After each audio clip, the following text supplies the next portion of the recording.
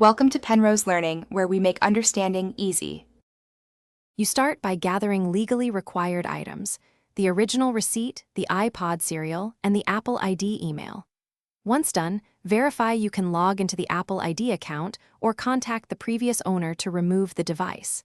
Make sure you note the device serial and a may if available, because Apple will ask. This proves ownership.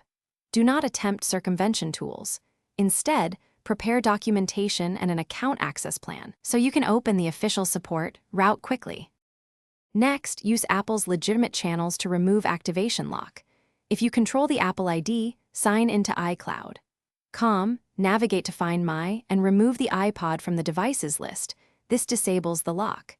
If you cannot sign in, use Apple's I Forgot process to reset the account. Make sure you control the recovery email or phone. If that fails, contact Apple support or schedule an appointment at an Apple store with your proof of purchase and ID. They will validate ownership and assist. Finally, follow Apple's instructions after support validates your claim.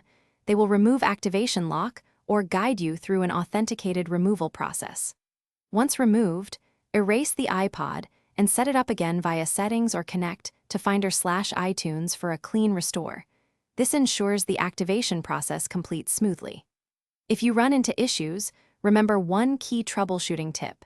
If Apple cannot verify ownership with valid documentation, they will refuse to unlock the device, and there is no legal bypass.